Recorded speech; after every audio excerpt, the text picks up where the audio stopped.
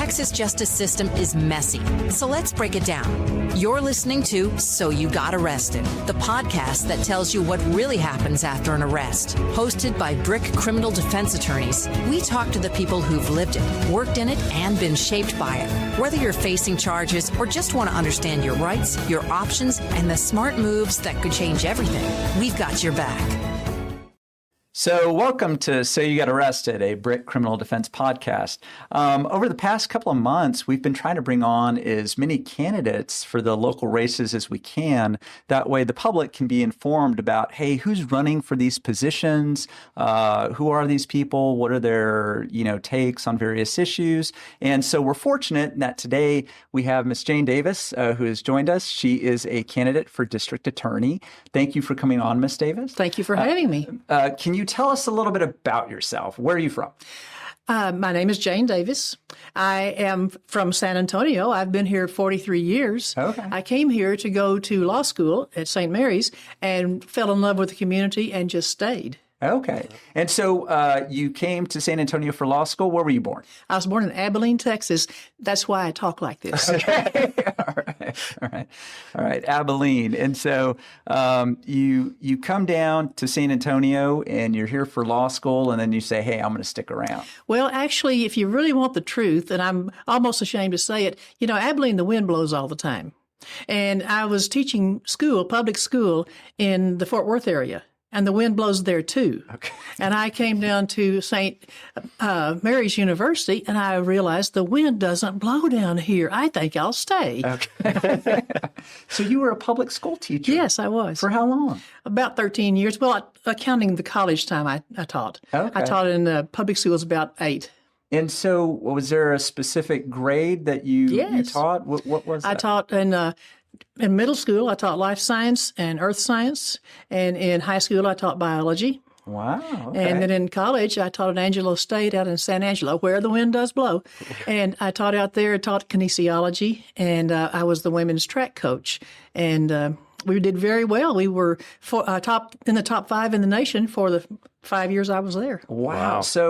So you're doing these things. You're a public school teacher, then you end up at a university teaching and coaching. What made you decide to go to law school? I always have loved the idea of the law and what it represents. And so when I got the opportunity, of course, my parents encouraged me, and I got the opportunity and applied and just jumped in and did it. So let me ask you a question, because you said, I love the idea of the law and what it represents. Well, what does it represent to you? It represents a chance for people to live in a civilized society where rights are protected and where everybody has a fair chance. Right. And that's what it's so important. That's why it's so important in the DA's office that everybody has a fair chance.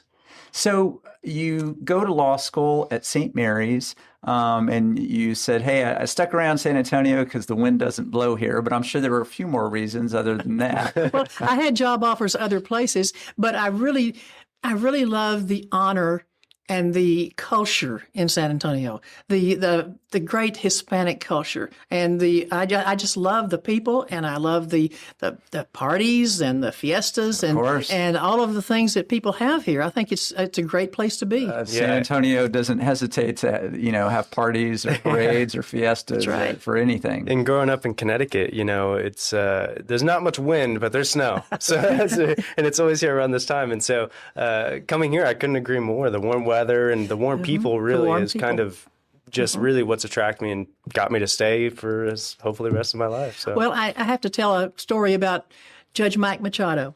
Okay. Did you remember? You're too young to remember. I'm aware of Judge Machado. Okay.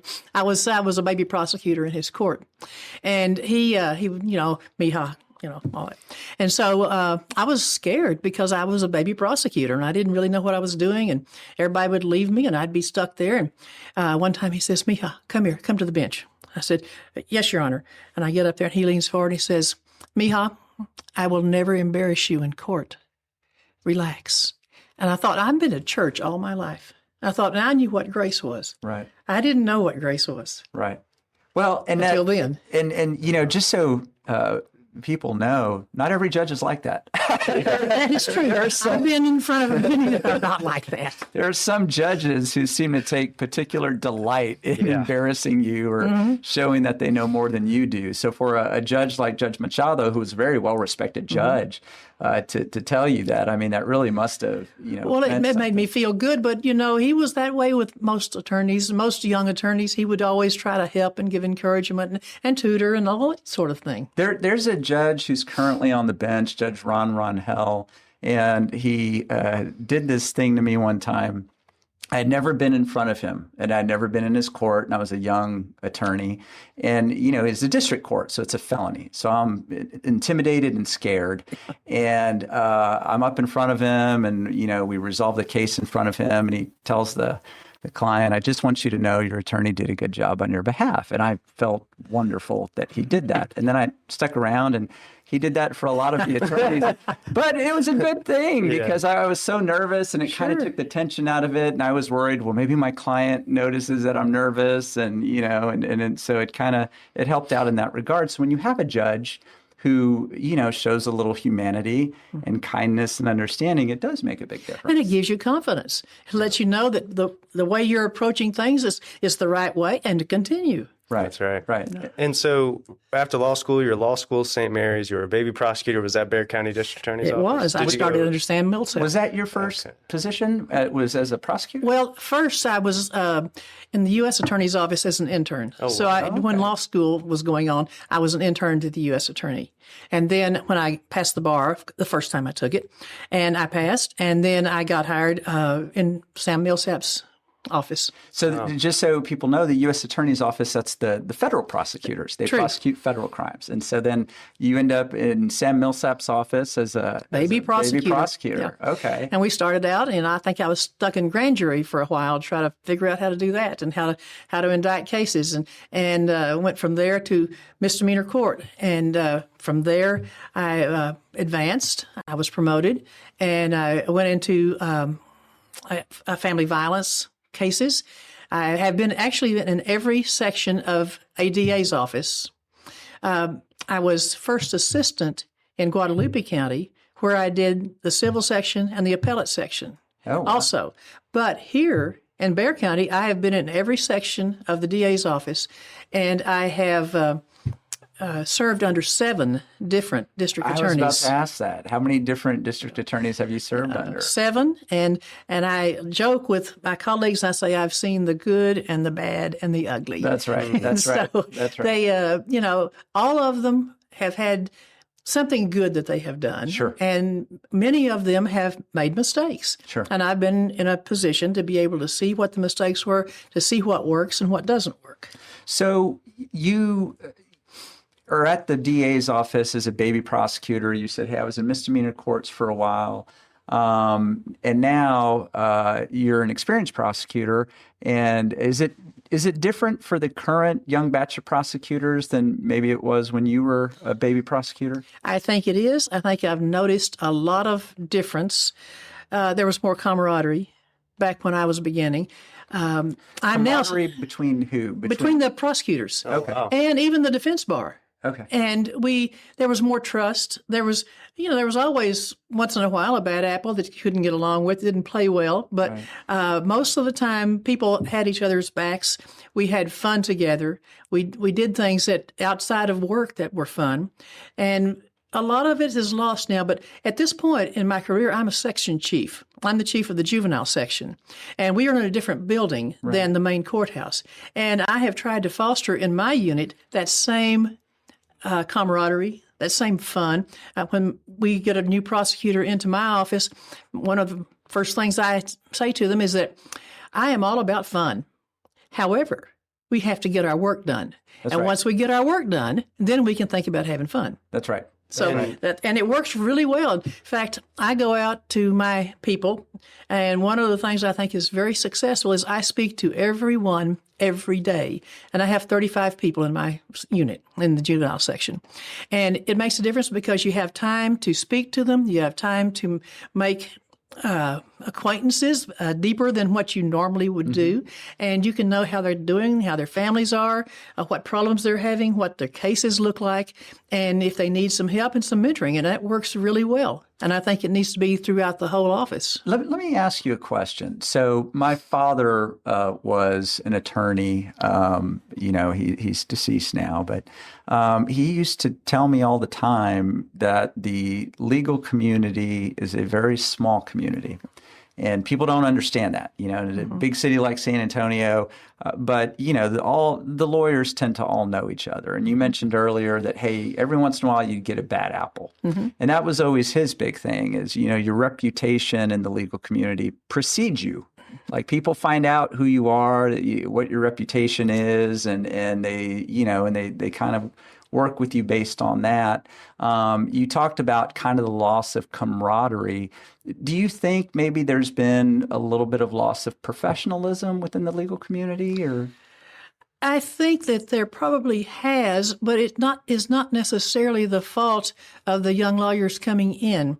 I think that they're coming out of law school not knowing what they really need to know.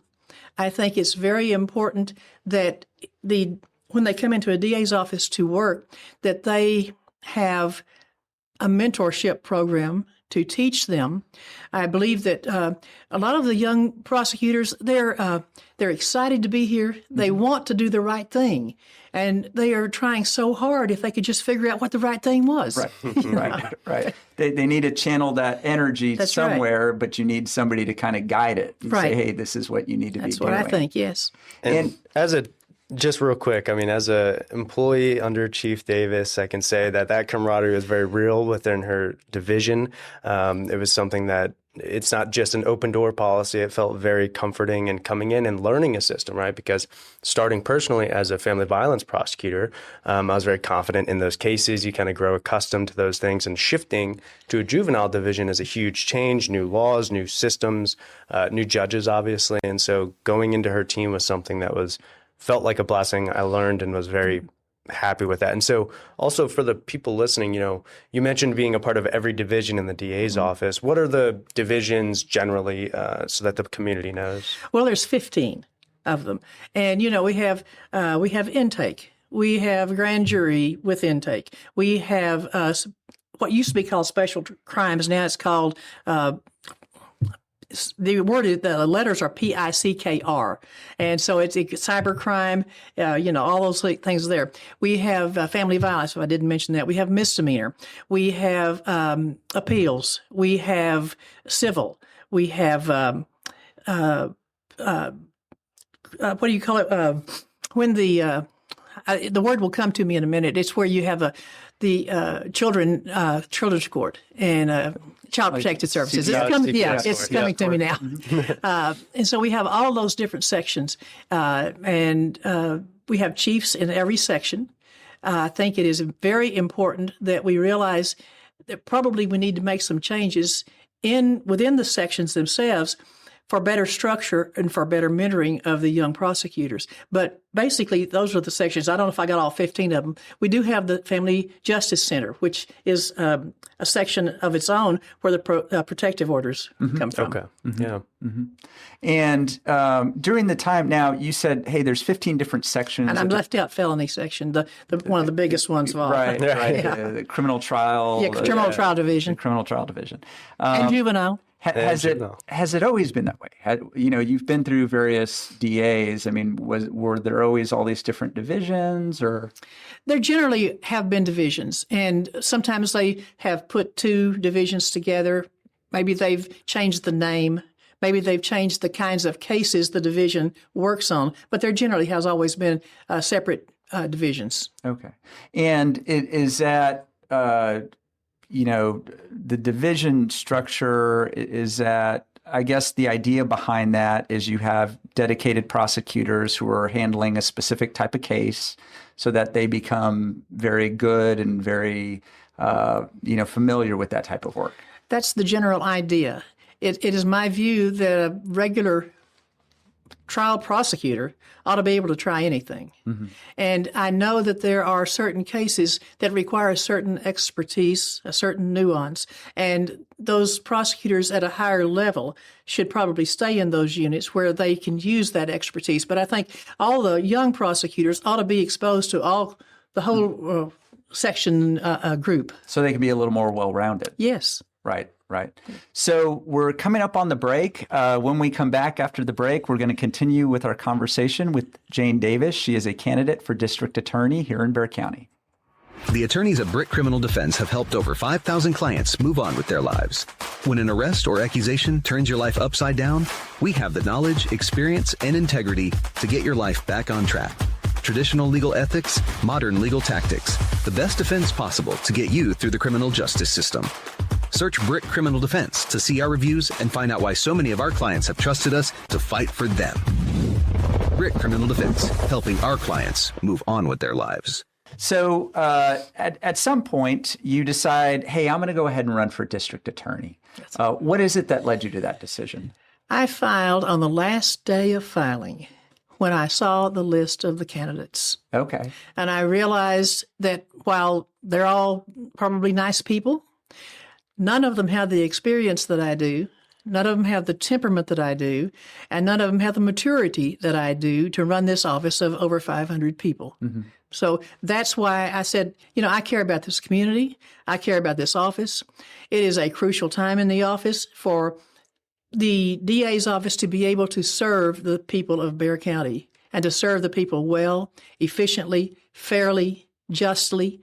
And I believe I am at this point the person most qualified to be able to lead that office, and that's why I filed. So you had said, I took a look at the list and I said, hey, these people don't have the same experience or temperament that I do.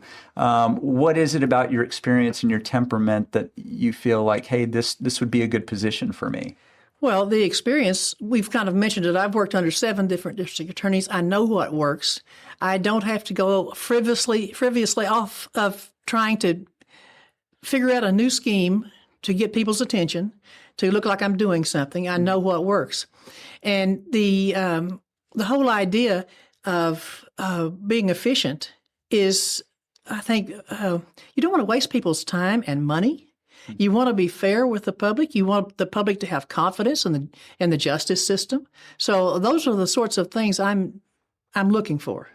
So are there any, having served under a bunch of different DAs, you've said, hey, I've seen, some good things, some bad things. So I'm sure you've kind of picked and chosen things that you've seen that have worked, things that haven't worked. Are there any specific changes or policies that you have in mind that, hey, if I'm elected, Sure. this is what I'm going to do? Well, I brought a list. Can I refer to it? Absolutely. Okay. One of the first things I would do as DA is to make sure that a victim of family violence has contact with the DA's office within 24 hours of the event. So is that not the case now? No, it's not the case. We have advocates that try to contact the victim, but I don't think they're successful, and we certainly don't have the 24-hour rule. I think that we need to contact that person, and I'm going to say her, because it's usually the woman. I'm going to say that she needs to know what her avenues are, what her options are. If she needs to escape, she needs to know that. If she needs help in rent or clothing or food or housing, she needs to know about the Family Justice Center. She can go there. She can go to other agencies. She needs to know this. We need to contact her within 24 hours, and then we need to keep in contact with her. And I think there needs to be a way that the victims have a use of the victims portal. They can find now about the case. They can go into the Bexar County District Clerk's office and find out about their case.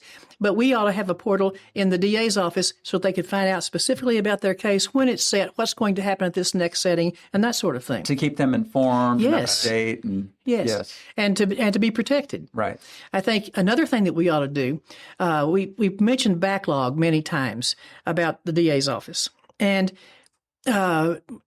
when I go out in the public, people ask about the backlog. So it's been mentioned. And I believe one of the things we could do about that, we have what we call a strike force, a group that is trying very hard to work on that backlog and get it taken care of. And the backlog, these are just cases that are pending and unfiled. Yes. And they've been pending and people are waiting for them to get to Right. court. It's at the intake level. And I think it would be helpful if we would have an assistant district attorney who is has some experience to go to each law enforcement agency, if we would be allowed or invited, to go to their headquarters or their substations, put an ADA there so they could assist in report writing and in what is needed for the case. The law enforcement people work a probable cause level. We have to work beyond a reasonable doubt level. Right. And so it is very important that the officer understands the kinds of things, kinds of evidence that we're going to need to prosecute the case. As it stands right now, we have law enforcement writing the reports, sending them to the DA's office. Somebody in the DA's office refers to it, looks at it, decides, oh, we need this, a piece of evidence. They send it back to the officer. The officer puts it on his desk for a while, and it sits there, and then finally he gets whatever, and he sends it back. And so that's a lot of time waste. Right. And it could be helpful if we were to put an ADA, to make the ADA available to assist. Not to try to write reports for the officers, no, but to assist, to confer. To make it a little more efficient. Yes. And so when the file arrives, it's already... It's more complete. Right. Yes. It's a complete file. And Scott Simpson, former defense attorney with Brick Criminal Defense, now prosecutor in the Atascosa County, he always boasted and really loved talking about his time being able to work with officers directly. And, and so I think the word you used of efficiency is really kind of the focus there, because that's something where up front, rather than all this time wasting, passing back and forth to get really what's needed for the case, it's all kind of done up front. Right. And then you have the situation where one of the next things I would think be very important for us to do is to work better with law enforcement. Right. Because we are, right now, it seems that the DA's office and law enforcement are at loggerheads and don't trust each other and play the blame game all the time, and that's unnecessary. And those are two entities that have to work together. Absolutely. Right? If justice is to be done. And me, being the chief of the juvenile unit, we have another 46 school districts to work with those law enforcement people. Yeah. And I have found that if we will communicate, work together, be open, we're not hiding anything. We're very transparent. We just say, this is what we need for the cases. Can you produce that? And then if it can't be produced, then that case goes away because we need a certain amount of evidence. Right. Of course. Yeah. And so what are your thoughts on, things like specialty courts? I know that specialty courts are, just so people know, specialty courts are where you take a certain type of either defendant or caseload, and you have a court dedicated to that. So you might have a mental health specialty court, people dealing with mental health issues. There's veterans courts, things like that. What's your take on that? I think they're very good. Okay. I think that, in there's 3 district courts in juvenile, and each court has about 5 specialty courts assigned to it. A pre-adjudication drug court, a post-adjudication drug court, a mental health court, a trauma-informed court, child protective services, where they've got a criminal case, and they're also in child protective services, a crossover court, a mind court. There's so many good courts that actually look at what the issues are with that youth and try to address them in a way so that the youth can learn to make good choices and not have to continue on in a life of crime. We have a reentry court for, say, a youth has been locked up or placed outside his home, and now he's going to come home and he's going to go back into the same community where he was. Right. And so if we don't aid that person, what's to stop him from going right back to what he was doing? Right. Absolutely. So you have to understand that most of the people who get locked up or get put on probation, they're not going to be there forever. They're going to get out. And when they do get out, you want them to have been rehabilitated to some point where they can live as a good citizen. A functioning member of society. Yes. Right.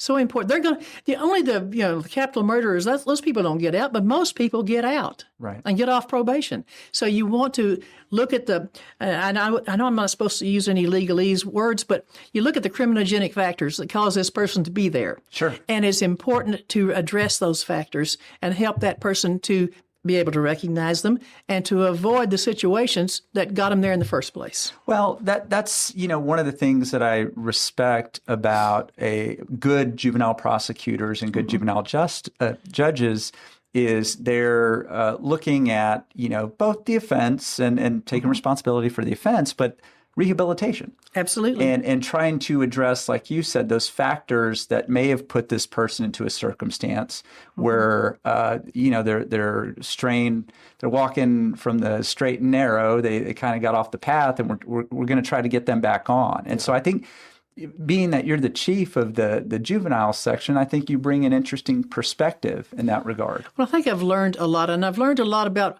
the data that has been collected over the years on what works and what doesn't work. Yeah. And when I first started out, I don't know how far back we go, but when you first started out, I may have been the bad prosecutor that was just out to get them and, hit them hard and hit them early, and that's going to fix them. Right. Well, we have learned from doing research, studying the data that comes in, we've learned that doesn't work. Yeah. And the least you can touch a kid that is a juvenile offender, the least you can touch them, the better off they come out with the recidivism factor. Right. So we have to look at the data. We have to look at the research. All the criminal justice research has been done, the metadata. We need to use that as far as looking at our sentencing guidelines and our recommendations. I know that we have judges that are going to do the sentencing, but we need to know what would be a good thing. What's appropriate to ask Yes. for? Right. What's an appropriate recommendation to make? Yes. And the same thing is true in bail. Bail bonds. We have a situation where that's a big controversial issue. Especially with the latest reforms. Yes. And it seems that everyone wants to blame the DA's office for the amount of bail that's been set. But people have to understand that the DA's office doesn't set bail. The judge sets the bail. The DA's office makes a recommendation. But it's important in bail it would be easier and better and more efficient if we had some risk assessment tools to look at that person who's been charged with a crime and see what their risk is to reoffend or to hurt somebody or to not show up for court. And with some good assessment tools, some good ways of supervision, we probably could reduce some of the bail situation problems. And that goes to the efficiency, right? I've said before, and Stephen and I have always talked about it, where the part I loved about juvenile, what I loved learning about it was a respondent sees a juvenile probation officer immediately upon arrest, and they have this background done and kind of a conversation with the judge is made, and everybody's really hands-on. And so it sounds like you want to bring some of those assessments and tools to adult bonds and adult bail so that when a person is released, they kind of early on have those tools, or at least the system knows some things that they might need in being released. I think that would be a good way to improve the system. Kind of addressing the individual as opposed to just, you're a defendant, this is what happens. Right. Yeah. Which is what, to me, justice always is. Justice is always specific to the circumstance and to the individual. It's not just a blanket policy or a blanket tailored. rule. Yeah. But with the people who are truly dangerous, they need the high bonds and they need to be locked up. Sure. Right. Absolutely. And I think they've changed the laws recently to, the magistrates have a little more, a little bigger hammer when it comes to some of those things. Right. So are there any other specific policies you would like to address? Well, yes. I would think that right now there's been talk about the Mental Health Diversion Center for nonviolent low-level crimes. I think it's very important that we encourage that in this county. I think we should call for an end to the dispute between the city and the county as far as magistration goes. We have two places of magistration. I think it's a waste. We had an entire podcast about that where I was shocked. I didn't know any of this. I was shocked to learn that people get magistrated at one place, and then that paperwork basically is voided out, and then they go and they get magistrated again, which seems like a huge inefficiency. It is, it takes a prosecutor in both places. I mean, it's well, it delays the amount of time. There's a delay in when people can get released. So your loved one gets arrested, they're waiting to get bail set, and then there's just this kind of inefficiency where they have to see one judge, but technically that judge doesn't count, and they have to see another judge in order to get bail set. And the result is delays in people being able to post their bail and get back to their families. And it wouldn't be solely up to the DA to be able to stop that, but I think one of the things I would want to do is to work toward that and keep pointing out how much better it would be. I think another thing we should have is a restitution center where someone has been committed a crime, but that's a low-level crime, not a violent crime, but can make restitution to pay back, to put the victim, make the victim as whole as possible again. I think that used to have one, but we don't anymore. Somebody smashes the window on your car or whatever it is, they're obligated to go and pay for that. Yes. Yeah. I believe that we should communicate with law enforcement much better. I think that we can work as a team with law enforcement. And I think that we also need to work better with communication within the office with each other and help. And I think there needs to be a mentoring program, a training program. And used to be there were sister courts where the felony prosecutors would filter down and help the misdemeanor prosecutors and teach them. And I think that's a good idea. I don't know if I would call it sister courts or what we would do, but I think we need to foster that kind of mentorship again. Someone to go to if there's questions on low-level things, and you have that kind of high-level prosecutor that's very experienced to teach them. Yeah. And we don't need to make young prosecutors afraid to ask questions. Right. They need to be open to asking and getting help and not being afraid. So, time flies and we are up against it. So, but before we go, if somebody wants to get more information about you, about your policies, maybe donate, is there any website? Yes. Is there anything? Okay. www.davisforda.com. Okay. All right. Thank you for that. So this has been Brick Criminal Defense with Steve Barrera, Jacob Lindbergh, and Jane Davis. She is a candidate for Bexar County District Attorney. Now, you have opponents, and they're in the primary, right? Yes. Okay. Yes. So when do people need to get out and, if they like what they've heard, they want to cast their ballot for you, when does all that take place? February the 17th it starts, but be sure you're registered to vote, and that's February the 2nd. That's coming up. So make sure you have your registration, and then the 17th of February is when you can start voting. Okay. Thank you all for listening. Take care. Ooh, I didn't get to say. Thanks for listening to So You Got Arrested. If you found this podcast helpful, share it with someone who needs to hear it. For more legal insights and real talk from the front lines of the Texas justice system, follow us and subscribe. And remember, Brick Criminal Defense has your back. For more information, visit us at brckdefense.com.